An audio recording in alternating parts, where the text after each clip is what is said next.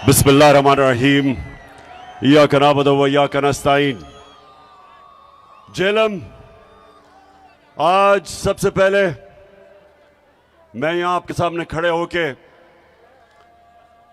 जो अल्लाह ने मेरे मुल्क को इस बड़े इम्तिहान में डाला है, पहले मैं उसकी बात करना चाहता हूं कि कभी कभी अल्लाह अपनी कौम को आजमाता है, अपनी मखलूक को, अपने इंसानों को आजमाता है। अल्लाह ने हमारे ऊपर भी एक आजमाइश दी है। तो जेलम, सब आप अल्लाह के सामने खड़े होके हम सब एक वादा करें कि अल्लाह हम इस इम्तिहान में फेल नहीं होंगे। आमीन। हमारे लोग मुश्किल में, ऊपर से लेके स्वात, चित्राल, गिलगित बल्तिस्तान, हर जगह अजाब आया हुआ है। कल मैं डीआई खान गया, हजारों एकड़ जमीन पानी के नीचे, और उस जिधर मैं नहीं जा सका, तौनसा, राजनपुर और डीजी खान, मौसम की वजह से उधर भी समुंदर है पानी का। वो जमीनें जिधर लोगों ने अपनी मेहनत से फसलें उगाने की कोशिश कर रहे थे, वहां सारा पानी आ गया। और फिर नीचे बलूचिस्तान तो तकरीबन सारे बलूचिस्तान के इलाके मुतासिर हुए हैं। और फिर सिंध के अंदर बुरा हाल है लोगों का। तो ये जो इम्तिहान है, ये कौम मिलकर लड़ती है इस इम्तिहान से। गवर्नमेंट्स जितनी भी कोशिश कर लें, जब तक सारी कौम इकट्ठी नहीं होती, इस तरह के इम्तिहान से हम पास नहीं हो सकते। 2010 में सैलाब आया और मुझे याद है मैंने पूरी कोशिश की, और भी लोगों ने, बल्कि हर पाकिस्तानी ने कोशिश की। और वो इतना बड़ा हमारी कामयाबी थी कि सारे पाकिस्तानी बाहर थे, पाकिस्तान में सब ने उसमें शिरकत की। और जो इतना बड़ा एक इम्तिहान आया हुआ था, उससे मुझे बड़ा फख्र है कि पाकिस्तानियों ने बड़ी जबरदस्त किस्म से हमने वो पास किया। अब सारी कौम को आज मैं कहना चाहता हूं कि हमने मिलके इसका मुकाबला करना है। मैंने सबसे पहले एक रजाकार फोर्स यानी टाइगर फोर्स नौजवानों की मैंने वेबसाइट पे ये रजाकारों को, टाइगर फोर्स को इकट्ठा करना शुरू किया। इसकी मेंबरशिप लोग कर रहे हैं।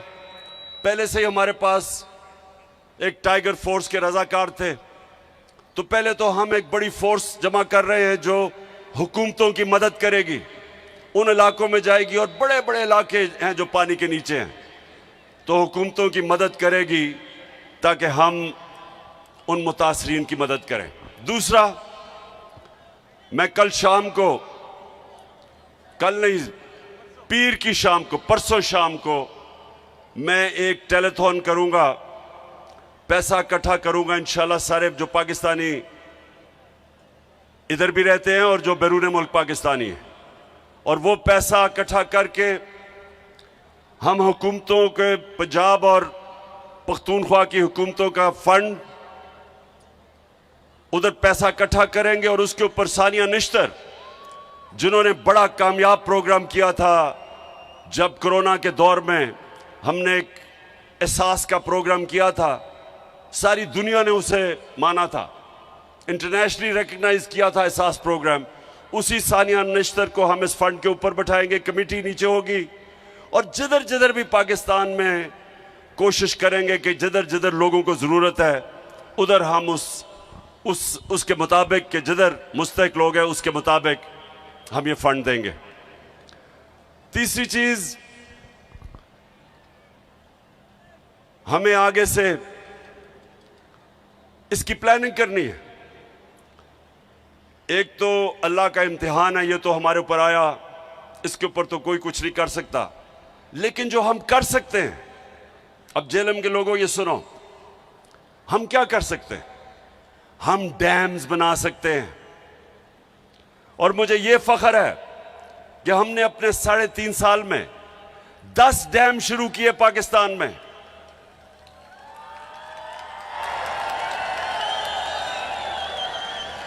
पचास साल के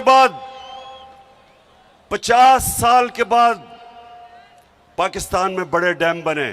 बादशाह बन रही है, बादशाह डैम बन रहा है, दासू डैम बन रहा है,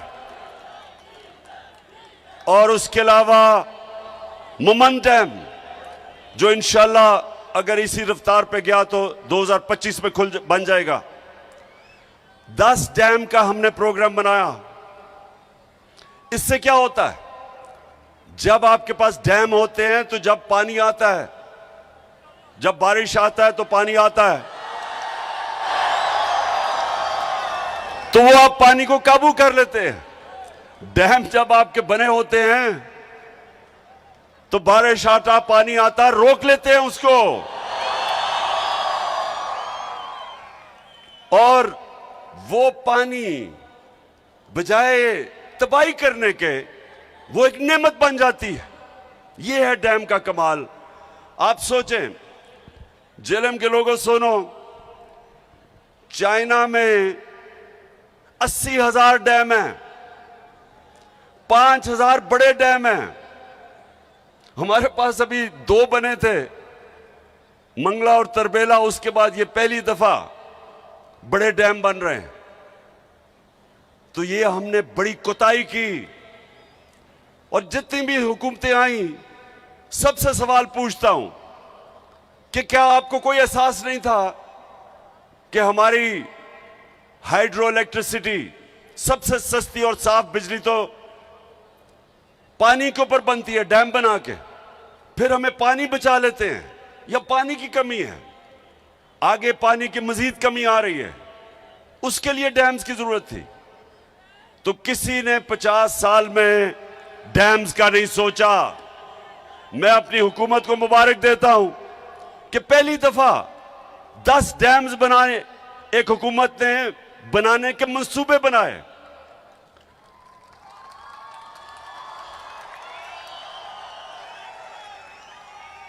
और जेलम, अब आप सुने दूसरी चीज, जब एक हुकूमत आगे आने वाले नस्लों का सोचती है, तो नौशहरा में क्या हुआ?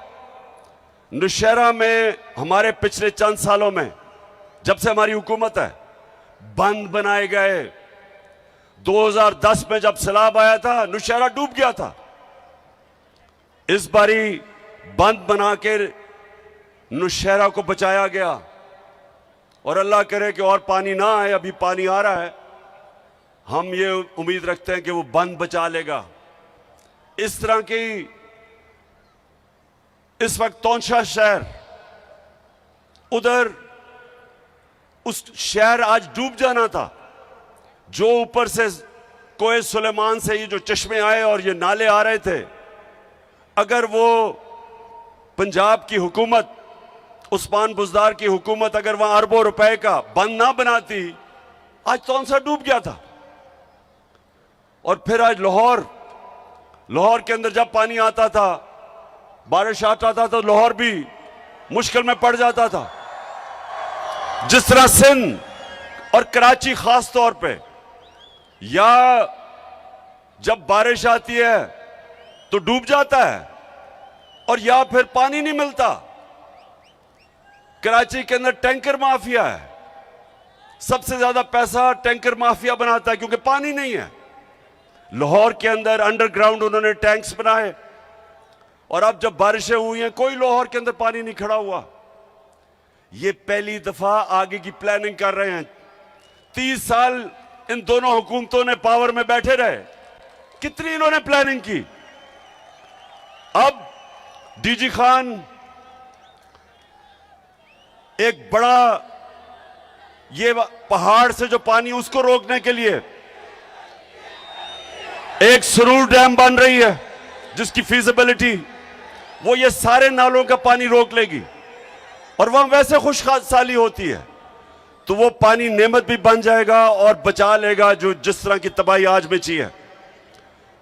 पख्तूनख्वा के अंदर फीजिबिलिटी बन गई है टांग जाम डैम की, अगर वो बनी हुई होती तो वो इंशाल्लाह आगे रोक लेती जो तबाही मची है इस वक्त डीआई खान में, अगर वो डैम बनी होती। तो कहने का मकसद ये है कि इसका अभी से हम आगे के प्लानिंग कर रहे हैं कि इस पानी को एक नेमत बनाए बजाय ये तबाही बने। तीसरी चीज, जेलम एक बड़ी अखबारों के अंदर कैंपेन चल रही है, फ्रेंडली मीडिया, लिफाफे वाले सहाफी,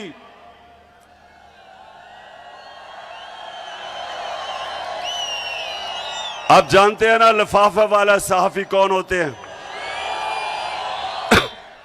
और एक मीडिया हाउस जो हमेशा चोरों की हिफाजत करता है पैसे लेके, आप जानते हैं वो कौन है। तो ये कैंपेन क्या कर रहे हैं, ये कह रहे हैं जी इस वक्त सियासत नहीं करनी चाहिए, जलसे नहीं करने चाहिए। कान खोल के सुन लो लिफाफो, जमीर फरोश, सहाफियों सुन लो, मैं सियासत नहीं कर रहा, मैं हकीकी आजादी की जंग लड़ रहा हूं। मैं इन चोरों जिन्होंने 30 साल से इस मुल्क को लूटा है, मैं इनके खिलाफ हकीकी आजादी की जंग लड़ रहा हूं। मैं इस मुल्क में कानून की बालादस्ती की जंग लड़ रहा हूं। मैं इस मुल्क को वो मुल्क जिसका नजरिया इस्लामी फलाई रियासत, हमारे जो फाउंडिंग फादर्स थे उन्होंने फैसला किया था कि पाकिस्तान वो बनना है जो कि इस्लाम का जो सबसे पहले रियासत बनी थी मदीना की रियासत के उसूलों पे खड़ा होगा और वो रियासत ने इंसानों को आजाद किया था, इंसानों को हकीकी तौर पे आजाद किया था, इंसाफ देके, कानून की बालादस्ती कायम करके, कानून की हुक्मरानी कायम करके, ताकत की हुक्मरानी खत्म करके उन्होंने माशरे में इंसाफ पैदा करके लोगों को आजाद किया था। ये वो जदोजहद है मेरे पाकिस्तानियों, ये वो जदोजहद है। ये सिलाब के अंदर भी ये जदोजहद चली रहेगी, ये जंगों के अंदर भी जदोजहद रहेगी, ये कभी नहीं रुकने लगी जब तक हमें हकीकी तौर पे आजादी नहीं मिलेगी। और ये जो बल्कि ये पीडीएम, ये चोरों का जो ये टोला मुल्क पे मुसल्लत हुआ है, आप भी कान खोल के सुन लो, ये आपका प्रोपेगेंडा के जी जलसे कर रहा है, पॉलिटिक्स कर रहा है। कान खोल के सुन लो, ये मेरी हकीकी आजादी की जंग तब तक नहीं रुकेगी जब तक मैं इस मुल्क को तुम्हारे जैसे चोरों से आजाद नहीं करता। आजकल हमें कहा जा रहा है कि जी ओहो सैलाब आ गया, फिक्र ना करो, सैलाब में इंशाल्लाह इमरान खान और उसकी टीम और उसकी हुकूमतें वो काम करेंगी जो तुम सारी जिंदगी लगे रहो नहीं कर सकते।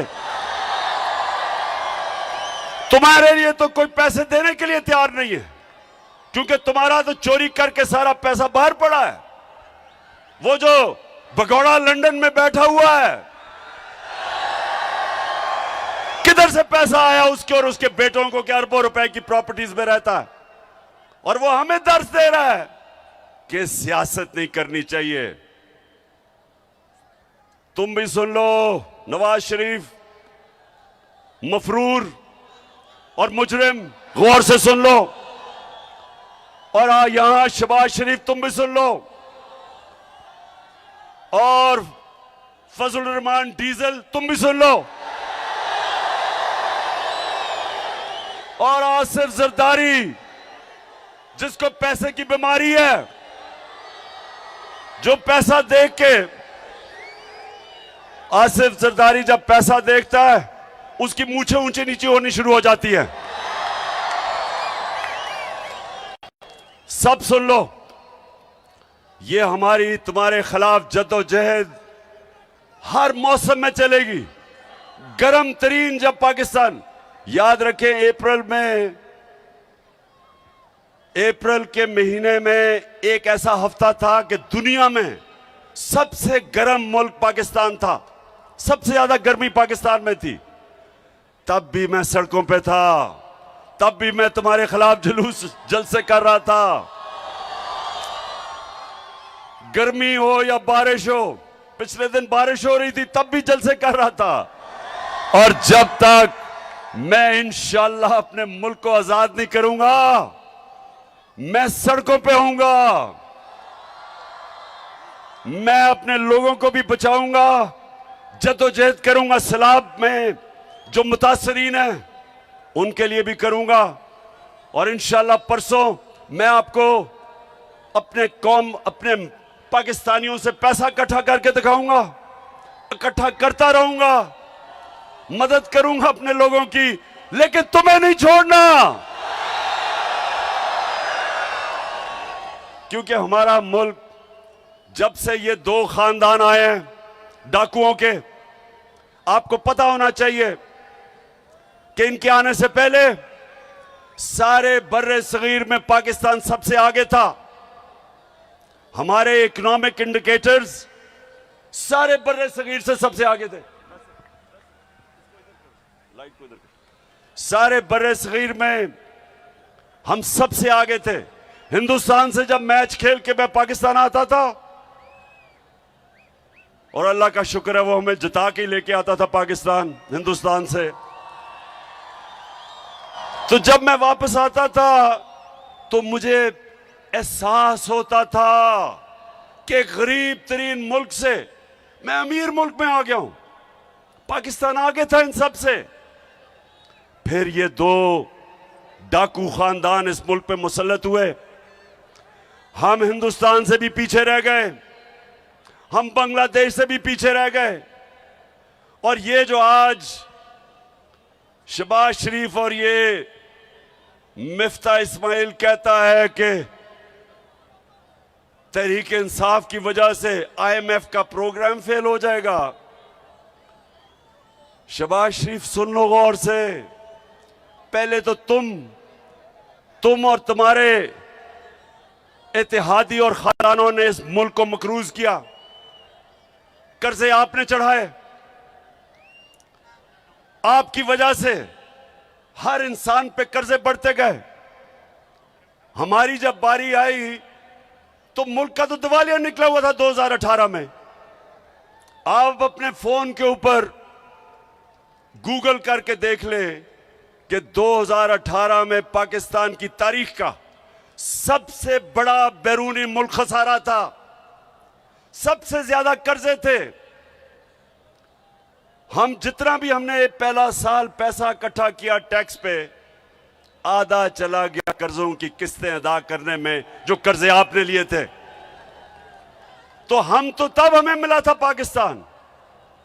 और पाकिस्तान की इकोनॉमिक सर्वे उठा के देख लो, इनके दौर में जो इकोनॉमिक सर्वे जो हुकूमत से जो ऑफिशियल डॉक्यूमेंट आती है वो उठा के देख लो। 17 साल के बाद सबसे बेहतरीन ग्रोथ रेट हमारे दौर में 5.6 और 6% हमारी इकोनॉमी ऊपर गई।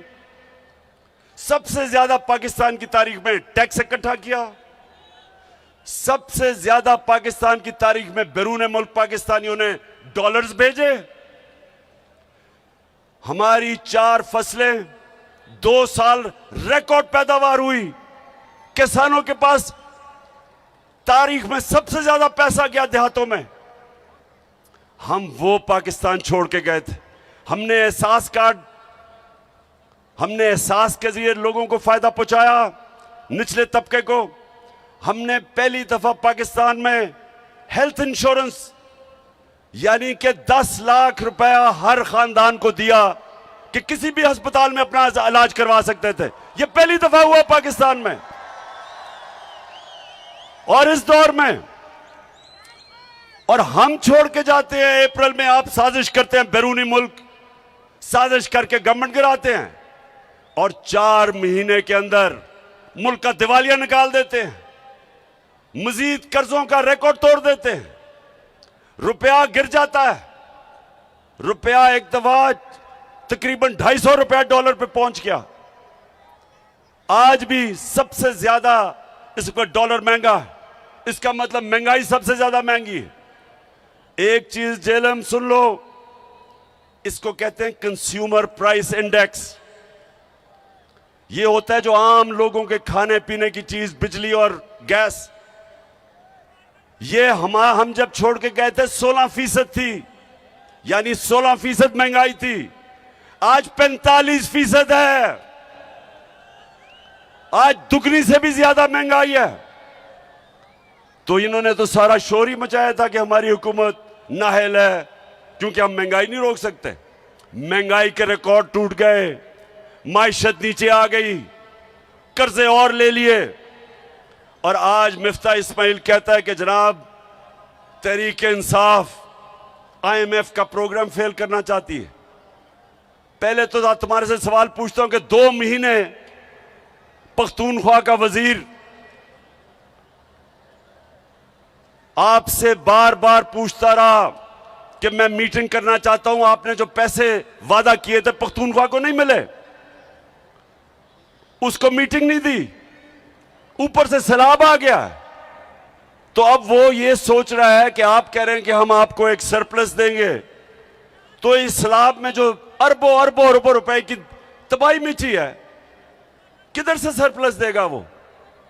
आपको IMF से बात करनी चाहिए। मैंने जब कोरोना हुआ, मैंने IMF के सरबराह से बात करके कंसेशन दी। मैंने कहा लोग मुश्किल में हैं और उन्होंने दी कंसेशंस। आपको आज बात करनी चाहिए कि IMF को कहो हमारे लोग मुश्किल में हैं, सैलाब आया हुआ है, थोड़ा सा अपना दिल गुर्दा बढ़ाओ, गोरे चमड़ी से इतना ना डरो।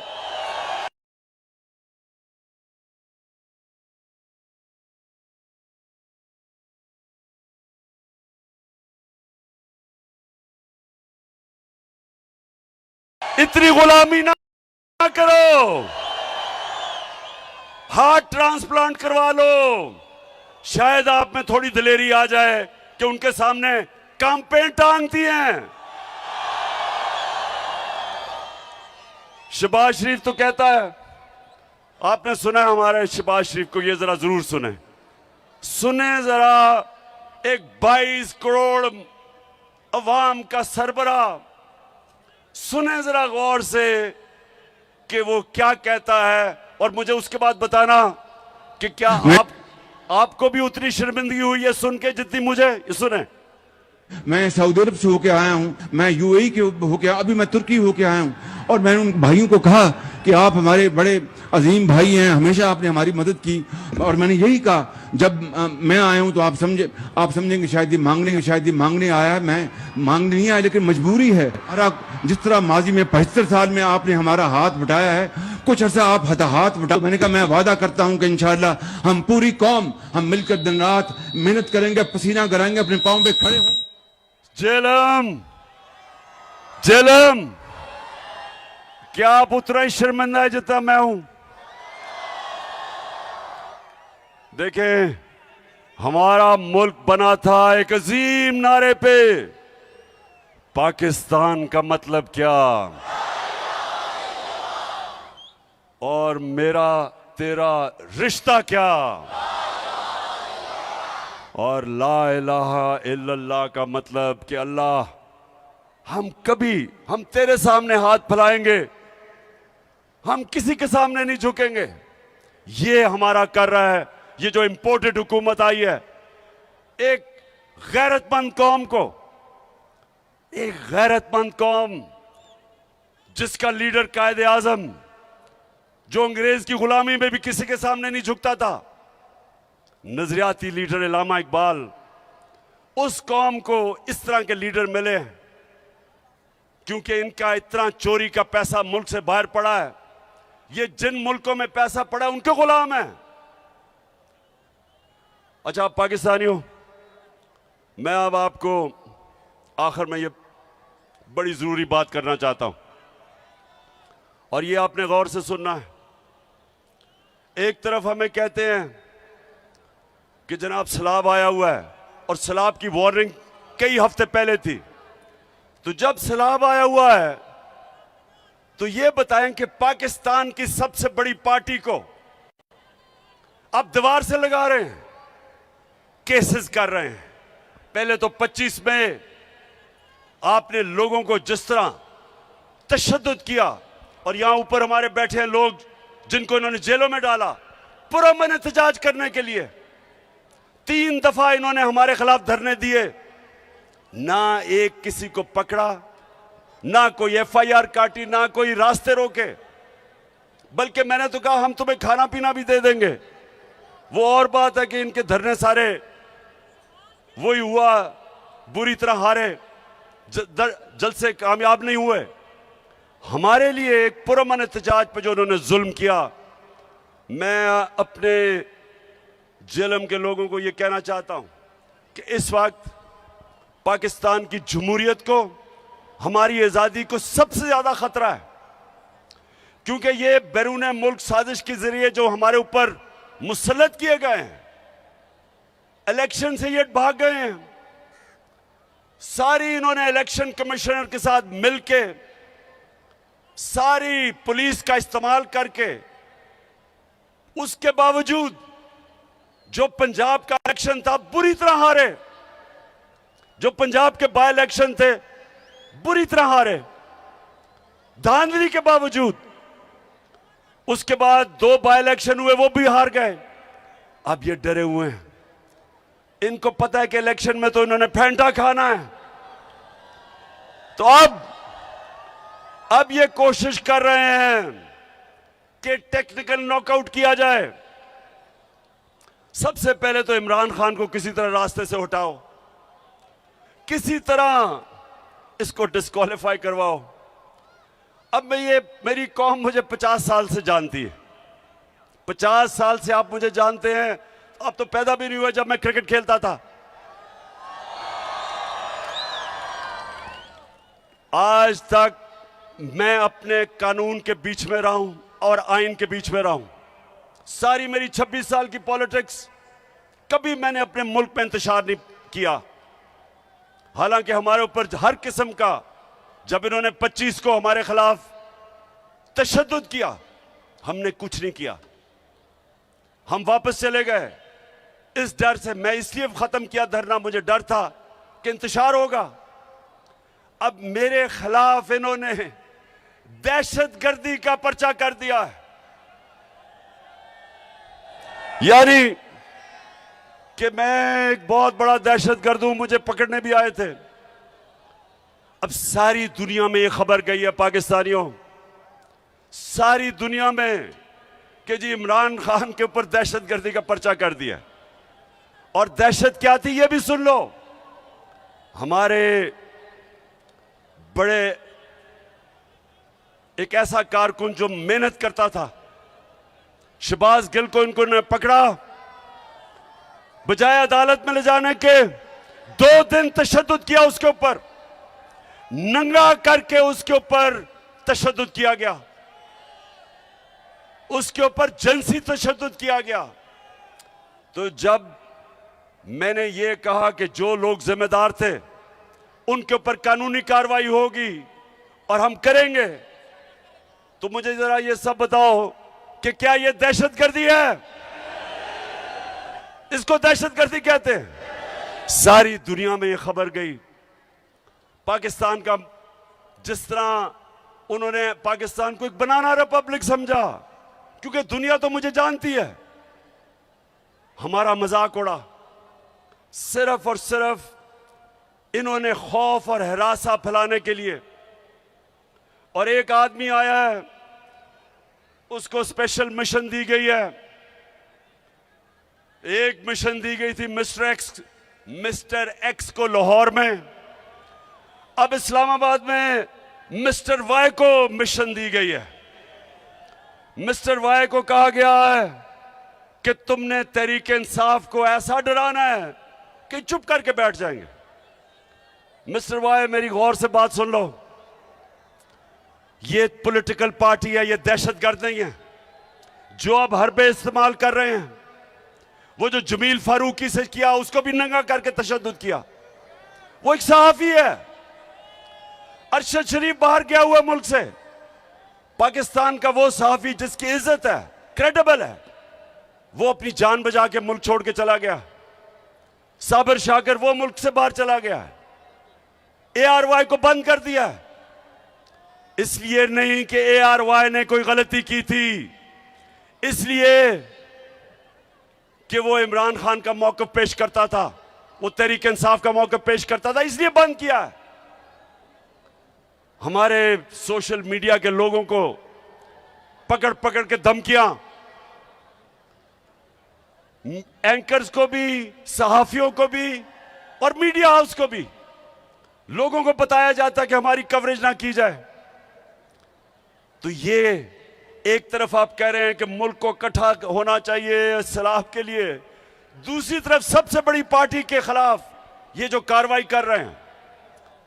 और मिस्टर वाई, आपको मुझे पता है मिशन पे भेजा गया है, आप अपनी भी बदनामी कर रहे हैं, आप मेरे मुल्क की भी बदनामी कर रहे हैं, आप इस मुल्क को नुकसान पहुंचाने की कोशिश कर रहे हैं कि सबसे बड़ी मुल्क की जमहूरी पार्टी जो चारों सूबों में है, जो मुल्क को इकट्ठा रख सकती है, उसको आप कमजोर करने की कोशिश कर रहे हैं।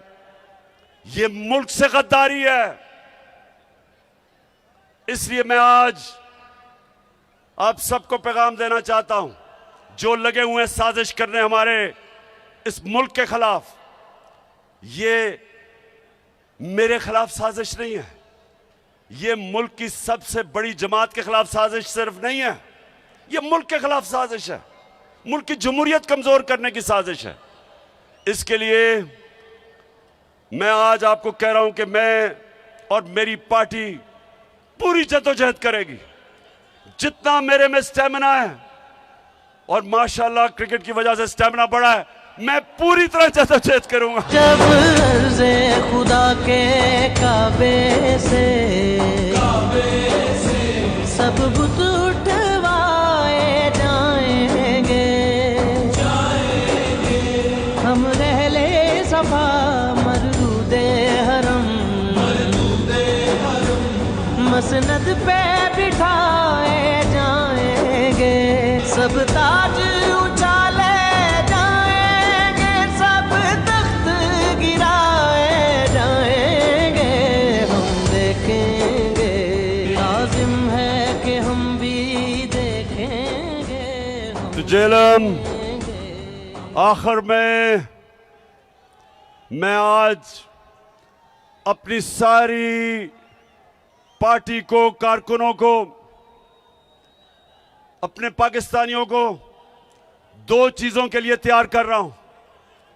एक कि हमने पूरी तरह जो सैलाब में मुतासरीन हमारे पाकिस्तानी जो आजकल मुश्किलों में पड़े हुए हैं, बड़ा इम्तिहान है मुल्क पे, एक हमने इन सब की मदद करनी है, सारे मुल्क ने मिलकर इनकी मदद करनी है। आप तैयार हो सब मदद करने के लिए?